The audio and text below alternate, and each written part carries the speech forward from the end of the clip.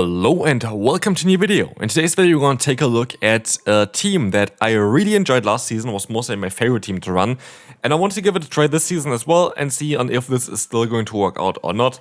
We're going to have the combination of Talonflame and Superior, which I really enjoyed the last time around, as well as the Morpeko as our say swap. And this team still works out absolutely fine. Like, this team is so good still. Especially Morpeko is just a Pokemon that I love to play.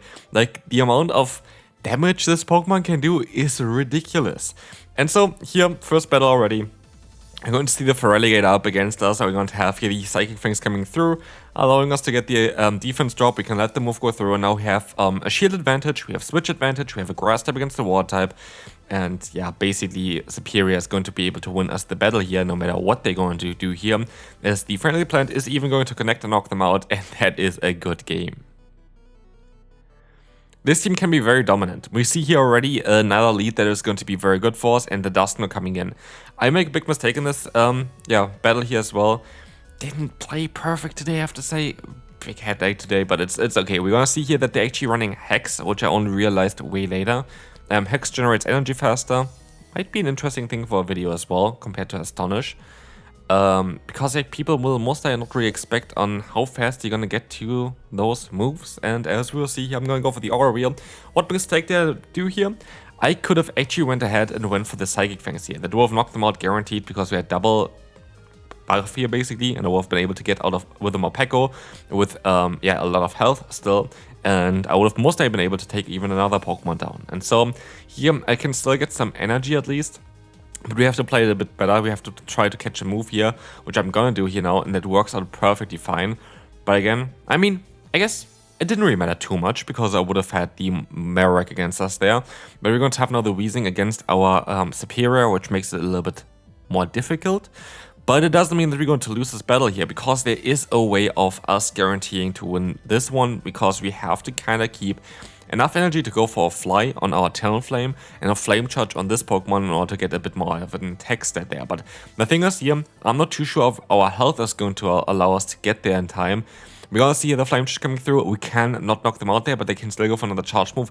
Can we survive this? Yes, we do, and with that, we're gonna be able to get another fly-off against the opponent. This is going to allow us to get the KO, and we can move on to the next opponent. Wigglytuff is actually a very good lead for us. The reason for this is that, we're gonna be able to outspeed them so nicely, and there's basically no way where we're gonna lose this matchup, unless we really want to, and sometimes I really would like to lose the matchup. For example, here, we're gonna go for the Aerial Ace, they're very likely gonna go for the Shield. And now, here's the question, do I want to use a Shield? Do I want to, get rather energy? And I'd rather want to have the energy onto my Talonflame. They still get to another move here, which is fine, we can take the hit. But now we are at +1 in terms of the fast moves already, and they're gonna get out the Claydol. And this makes me a bit scared, I have to say. I get the free fast move off here, but they're gonna get a free fast move in return, because I have to get the charge moves off against the opponent. But why it makes me scared is I expect that there's going to be the, what's called the Garson in the back. That's a team that, to be fair, I can heavily promote as well, but also my girlfriend on her channel as well. And it's just a very strong team that has been working the entire time. And yes, there's going to be the Garstone. I made a mistake here because I went for the charge move. I actually should have just swapped out straight away into my Morpeko, but here the opponent tries to go for the full farm down, which did not work out, as I can go for the Psychic Fangs. I'm gonna get the shield from the opponent, and I can still go for another one. I sure went for a Psychic Fangs, maybe even a little bit earlier, but it's still okay, because we have now the position where if this Incinerate is going to knock them out, we're gonna be able to win here. And it is, which is kind of funny, thanks to the 2 debuffs from Psychic Fangs. Horrible lead against us. We're gonna swap out straight away. By the way, you're gonna see me, I think, drop in the middle of it some points. I tried 2 or 3 different teams beforehand, and I went 0-4 with them, and then basically tried to take over with this team. And I went a total of, I think it was like 10-3 with this team. Like, this team was absolutely amazing, but the team before just didn't work out at all. Like, the team before, like, literally just didn't. I think I actually went 9-4 with this team. Sorry for that, but like, it's still a very positive team. There are going to be matchups as well that I definitely could have won if I played it a little bit better. So that's that. Here we got a completely hard-walled, nothing I can do. Yeah, there's literally nothing I could have done there. which just happens. Like, that's the thing as well with hard counters. That's part of the game. Like, I would not really recommend you to get like too hung up on hard counters, because stuff like this always could happen. There's not a single team that you can run where a hard counter doesn't exist. Yeah, luckily we were able to get the shield from the opponent, getting also the aura wheel off now. We're going to be able to have now a shield advantage. And one more thing that's also quite lucky for us is that when we swap into here, they're going to go for a charge move. And that charge move is actually going to be Water Pulse. So if I went into my Talonflame, that would have been way worse for me. I go for 2 fast moves with my own Superior. Why do I do this? Because I know that with that I'm going to be either able to CMP against the opponent, which we win because we have an attack investment in our Talonflame, or would be able to get in 3 fast moves when they go for their own charge move. So that is, I think, my best play that I could have done here. They're gonna get to another charge move, but at this point I'm fairly certain they're gonna be kinda energy dry, especially as they go for the Brave Bird here and they reveal that they're going to have a weekly tough in the bag, which is going to be quite good for us. We're gonna be able to now go for a Flame Charge, and we have to go for a charge move here kinda early, because I don't want them to get to another move. I could have also went for the full farm. Oh wait, I couldn't, because we don't have the shield there. But here we're going to be able to win the CMP die. Even if we would have not won the CMP die, I think we would have been still fine, because they would have been already in range for 1 aerial ace. Here is the one weakness for this team. It's going to be Dragon type Pokemon. And as I said before, there's not going to be every battle perfectly played. Yeah, didn't really have the greatest morning. But as you see here, we're going to see the Drapion coming in. And I still decided to stay in here. It's, again, like, those 2 Pokemon actually kind of the worst Pokemon I could imagine for this team. Like, Drapion not so much. Like, you can still do some solid things against this Pokemon with your backline, mainly. But, as you see here, we're going to have to go into our Morpeko. We're going to let the move go through, because I feel like this is doing way less damage than, for example, anything that the Gustlord would have done. And so, what we can do here is we can go for the Aura Reel. This is going to allow us to get the KO, and they're gonna go back into the Gustlord. They go for the charge move and try to just win here basically with our Talonflame. We try to go for flame charges, things like this. I'm gonna overfarm by a little bit, because I think, yeah, that's gonna be the best play that I can go for. And I have to go still for one more fast move before... Actually, I didn't go for the extra fast move. I should have mostly went for the extra fast move. They very likely would have went for a charge move beforehand though anyway. They decided to use a shield here. I'm going to have to use a shield as well, and I have to hope they can fully farm them down. But I'm not too sure if this is actually going to work out here. As we will see, they're going to get to another charge move, and sadly Gustlord is going to be our demise. That was kind of unfortunate, but we can move on to the next opponent. Next up, I'm going to have here Morpeko, and in comes the Talonflame. And that's something that we can definitely do. This is going to be a very interesting one for us for sure, as you're going to see here that we're going to be able to go for the Aura Reel. We're going to boost our own attack, and afterwards we can at least go ahead and go for the Psychic Fangs, which is going to help us quite a bit here, because we're going to get the opponent a little bit lower, hopefully in a position where we can farm them down with our own Talonflame. As we see here, the opponent is going to be shieldless. I'm going to be forced to go into my own Talonflame as well.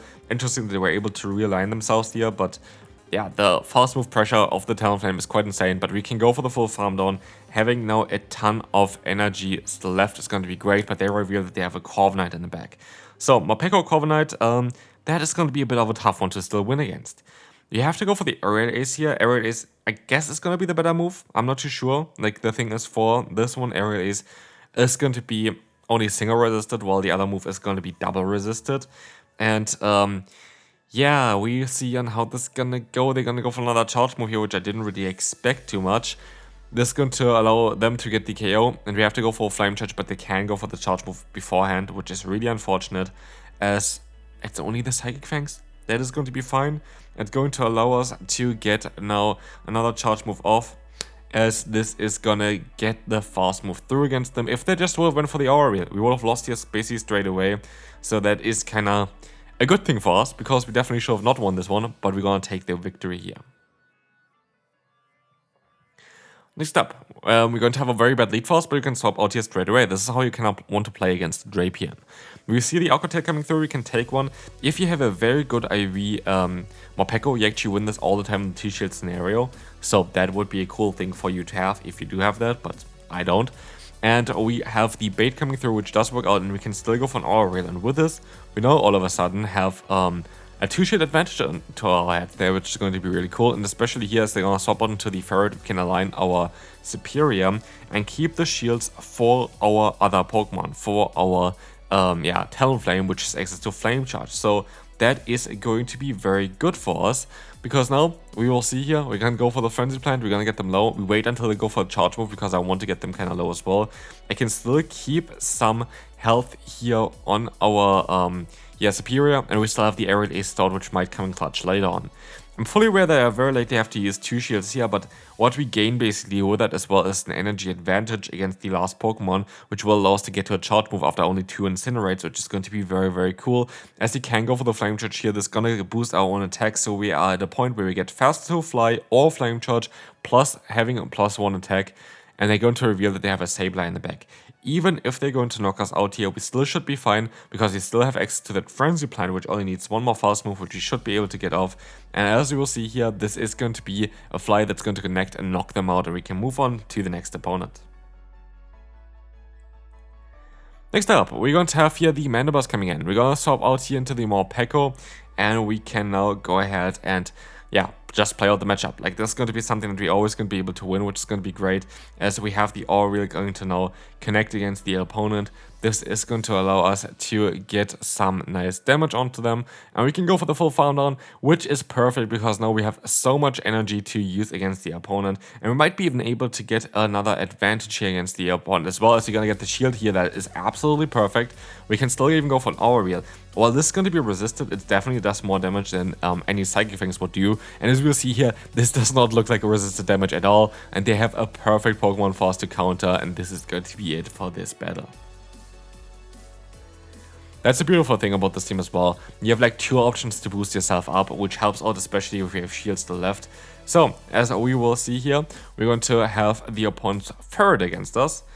I actually wanted to make a video about Ferret, but I used 5 Tamps on this Pokemon, and I got basically Brick Break or Hyper Beam the entire time in between. I think they only know Trailblaze, Swift, Brick Break, and Hyper Beam.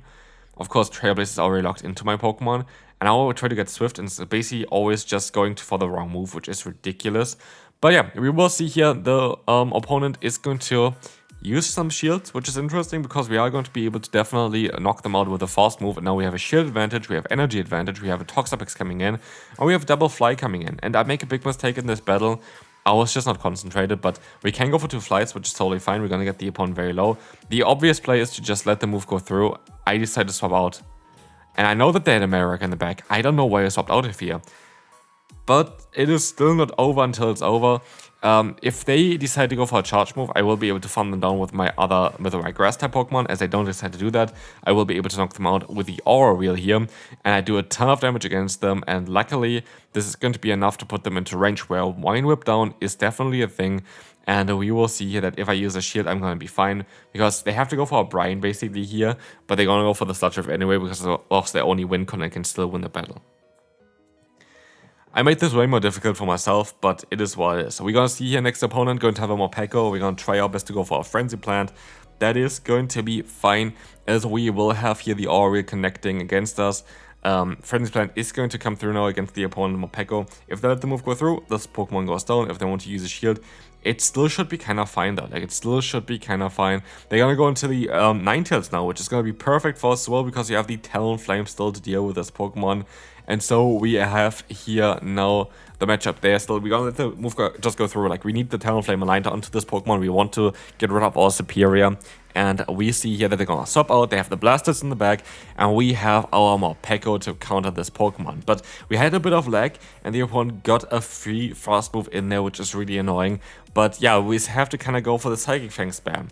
But as we will see here, they call this one, which is very smart by them, which will allow them to maybe win the battle, but it's not going to be actually the case here yet, because we're gonna get the Psychic Fangs off. Again, it looks a little bit laggy. It's most likely because my phone was on like 15% at this point, so my fault is why I was kinda away at that point. But as you'll see here, 19 comes in. As long as it's not a Dazzling Gleam, we survive. It is going to be the Weather Ball. I can take basically, yeah, I can go up basically to another charge move, which is going to be absolutely perfect for us, because we can go for the full farm down here, go for a fly against the Blastoise, get that guaranteed shield from the opponent, and we still have then a charge move stored. But I was hoping I would get a little bit more damage onto them, and I was not too sure if this is going to be enough for our Psychic Fangs, and so I go for the risky play. but the safe play to knock them out, I guess, which is going to be the R wheel, and we're going to be able to do that, and this is going to be it for this video. Hopefully you enjoyed. This is a very good climbing team right now. It's my favorite climbing team, and we'll see you then. Bye bye.